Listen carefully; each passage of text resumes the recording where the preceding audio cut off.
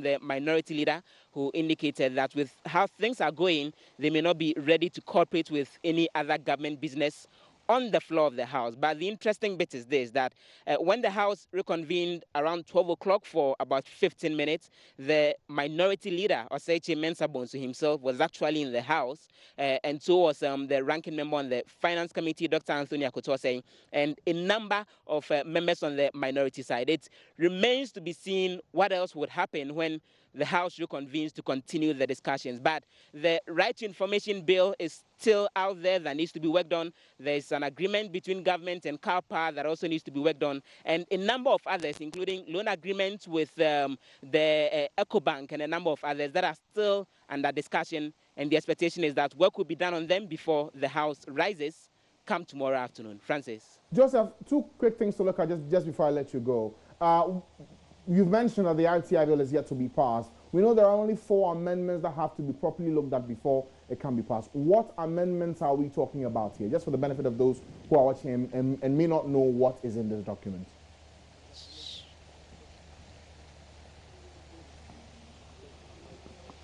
It seems Joseph cannot hear me, but we'll try and get you to understand in a bit more detail why this issue has become very, very important for you. Because we know the RTI bill, since, what, almost 13 years, in fact, it has been before various parliaments. The sessions expire, and we go into the next one with the hope that it will be passed. But today we're looking at a pledge made by the Speaker of the House that, look, this document has to be passed before the session expires. We're looking at it now. It's becoming an issue. The minority today have already expressed their concerns, and we'll get to that in a moment. But we're keeping our eye on that development for you and bringing the latest.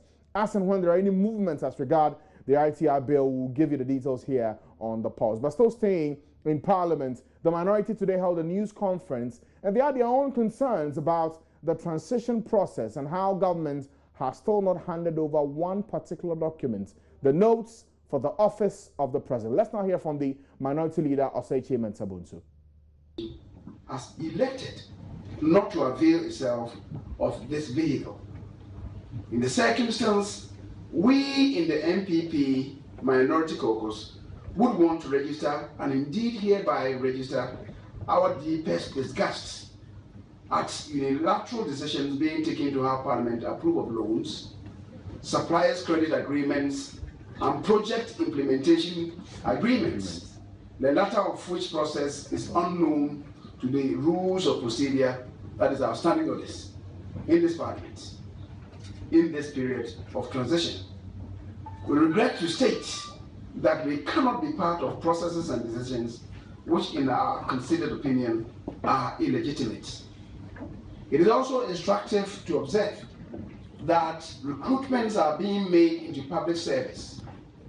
We are aware of the agreement between the government and the IMF in respect of the net freeze in employment until 2017, except in the health and education sectors.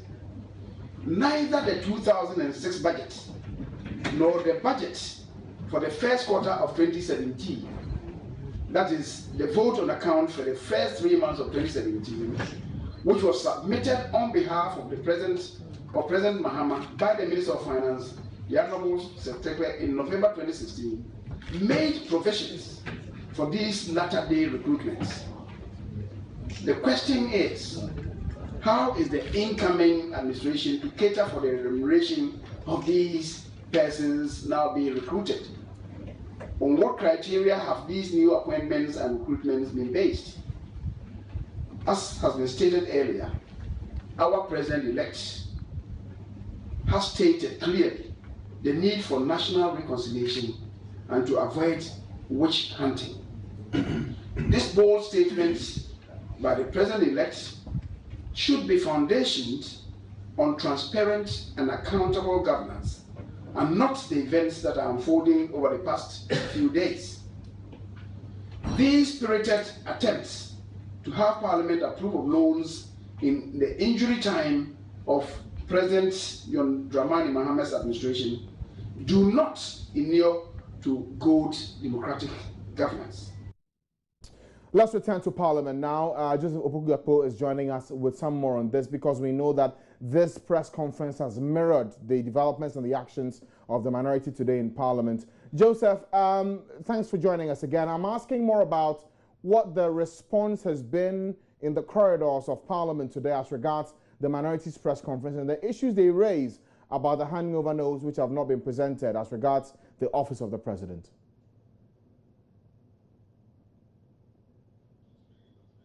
Joseph, if you can hear me, I'm asking what the responses have been as regards the news conference by the minority today on the handing over notes which have not been given. And I'm speaking specifically to that of the government machinery, the office of the President. They have concerns. What have been the response from the other side of the House?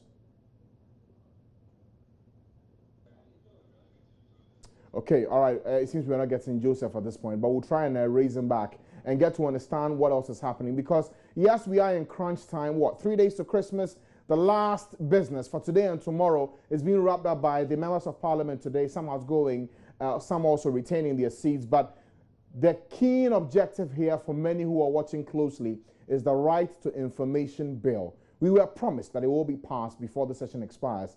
Now it's beginning to look a bit scary. Will it be passed or will it not? Will the same commitment given to emergency loans and certificates of emergency be given to this particular bill, which is to help us access information in a bit more detail in this country? Joseph is joining us now. Let me try once more and see if I can get through to him. Joseph, good afternoon to you once again. I'm asking whether or not there's been a response from the majority in Parliament to the minorities press conference on the inability of government to hand over the notes as regards the office of the President.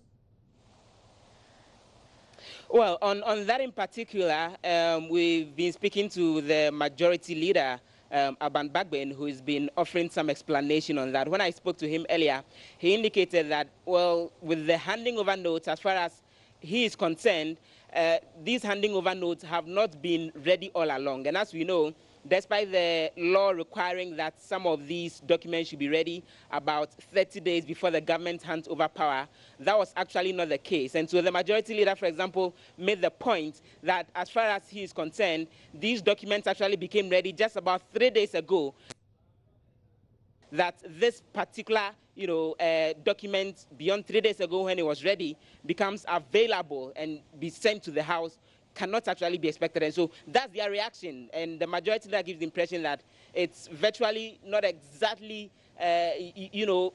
expected or reasonable to expect that these documents should have arrived on the floor of the House by now for members to have access to. And the minority are insisting that unless they get all of those documents, then the work cannot actually go on properly. Let me speak to Titus Glover. He's actually the member of Parliament for Tema East. He's a member of the minority. And so, Titus, how far would you want to push this particular argument, that unless you get the handover notes from government, then you would not want to join forces and go ahead with any further deliberations on the floor of the House? Thank you very much. I think it is a mutual respect that outgoing government and incoming government will sit based on the provisions in the Transitional Act. Parties will sit and resolve any issues that may arise. And I think that the outgoing government has not been fair to us. They have really behaved in a very bad faith, looking and understanding the parties hard. And when you look at some of the issues that are going on, it does not augur well for us. Why the rush and all that? Communicate to us. Let us know what is in there so that we can know all your projections that you have, so that we can compare to whatever we are coming to do. But when you push these things off our throat, I don't think it's fair for us in the minority. The interesting thing that comes up is that you don't want to be part of any further government business. When it comes to issues about emoluments for yourself, the executive arm of government and all of that, these are also discussions that have been ongoing up until now, and the assumption can be made that if government has not consulted you on other issues, then they've not consulted you on that bit as well. Are you ready to boycott discussions on that bit as well, just as you don't want to be part of discussions when it comes to other government business like the Right to Information law? Stop being mischievous. Stop being mischievous. That's a fair question to ask, isn't it? Because if can I speak? Go ahead. Go ahead. Stop being mischievous. The right things need to be done. You have understood yourself with the incoming government that you need to do one or two. When it comes to critical decisions, contracts, award of contract, payment of fees, and all that thing. You need to involve us. You go and sit somewhere and you go and rush and sign $80 million road contract. What is that? Under sole sourcing. And you say, and this is what is killing this country. This sole sourcing is what has caused this government. And I think that we are not being honest to ourselves. Let us call a spade and not a big spoon. Stop being mischievous and talk about the continue discussions on emoluments. Will you continue discussions on to discuss all matters that are relevant to parliamentary business. And those that are not relevant. Is part of the emolument is part of parliamentary business. We have worked. We need to be given what we are due, and we're going to discuss about it. Whatever they are supposed to give us in terms of contractual agreements, things that they are doing, come and share with us. As I speak to you now, do you know immigration is employing people? Is it not the same government who went to the IMF and said it's freeze on public sector employment? I had a call that immigration, when you go into the head office right at Ridge here, people are sitting under canopies, employing, giving letters and all that. Why? Right to information bill. So you make the point that for you, emoluments remains a key thing. You work, you deserve your due. So is it the case that I don't see the right to information bill as such a key thing? It's very key. It's very important. Discriminating against that when it we are not compared to your emolument. What we are saying is that there are things that need to be done. First things first. Let us do it, and we continue. Look, when you come to the chamber in the plenary, issues that comes to the major of government things is with the minority who leads. We sit and we conduct. It is the duty of government to bring government business for us to go do. It's not a minority. Is that we? No. They should be ready, and we are ready to cooperate with them. If they are not ready, how do you expect us to do the right thing? I don't know if you are agreeing with me. It is the majority that should lead government business, and we are there to cooperate and support. If they are not doing what is right, and we are checking them, why are you worried? So the final bit, right to information bill, has become a very key issue. Would it be passed? Would it be passed? Your leader has indicated that, as far as they are concerned, they don't want to be part of any government business between today and tomorrow because they've not been consulted over the right and best for this country. We're ever ready to work with the right to information bill. We're ever ready. But they should do what they're supposed to do. How far with the discussions on the emolument, for example? Just an update. So that's Titus Glover there. He's the NPP Member of Parliament for Tema East. He's a member of the minority team with those additional details. Then, in fact, there's actually a background to this whole conversation about the minority wanting to stay out of proceedings, over issues that they disagree with the government on. And it started about 2 days ago when the minority leader raised on the floor of the House that they've not received the necessary documents and that per the Transition Act, they should be in the knowing of all the ongoing proceedings. Up until now, the issues haven't still been resolved. Our understanding is that a meeting was held this morning between the leadership to try and get those issues sorted out even before the House resumes sitting sometime later today. We don't know how far they've gone with that, and we hope to see how things turn out once the House is called back into session in the next few minutes. Francis. Okay. Joseph, one more thing. For the Speaker of Parliament, yes, both sides of the House may be having their own issues that they want to resolve. But what about the Speaker? What's his thinking? What is he talking about in all of this? Well, the interesting bit is this, that this morning when the House resumed discussions for the very brief 15-minute period and then they were forced to adjourn the conversation, the Speaker of Parliament, Eduardo Ajaho himself, was not on the floor. So his deputy, that's the first Deputy Speaker, Ebo Batinodro, was the one who stood in and actually led proceedings over the 15-minute duration. And then the Deputy Majority Leader, Alfred Agbeshi, indicated that they needed to adjourn session so that then they can get a number of reports in for sittings to continue. As to whether the Speaker himself, that's Eduardo Ajaho, will be back in the seat when the House resumes sitting any moment from now, we are not too sure of. But what I can tell you from the Speaker's posture is that yesterday afternoon, when the minority leader raised issues about the ongoing conversation and how if care is not taken, the minority may boycott further discussions, the Speaker was very firm in making the point that he doesn't care about the provisions of any Presidential Transition Act, because the Presidential Transition Act is something that has to do with solely the executive arm of government. He, as the Speaker of Parliament, what he knows and what he's doing is that he has to get his job done as Speaker of Parliament, steer proceedings in the House, and work on bills that are brought by government to the House. And so he won't let any discussions about transition or anything like that stop him from going ahead with his work. So he has been very firm on that he would ensure parliamentary business goes on smoothly as is expected, regardless of the position of the minority in the House. And around that time yesterday, tempers flared, and eventually the House had to defer conversations and, go into camera to hold their own private conversations and try to get cool heads to prevail. But the indication is that the Speaker is willing and ready to go ahead with government business alongside the majority of the House, even if the minority of the House